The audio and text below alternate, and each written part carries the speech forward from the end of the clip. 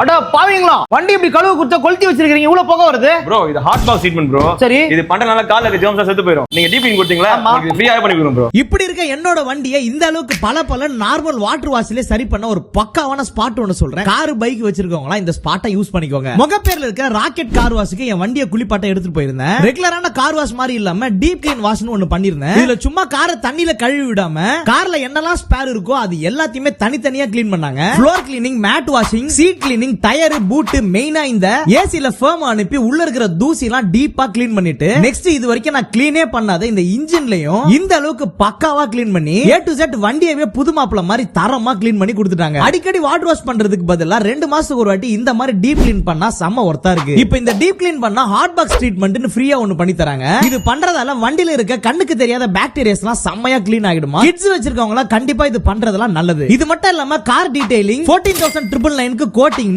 கம்மி பிரைஸ்லயே பக்காவா பண்றாங்க. மத்த டீடைல்ஸ் எல்லாம் டிஸ்கிரிப்ஷன்ல கொடுக்கறேன், செக் பண்ணிக்கோங்க.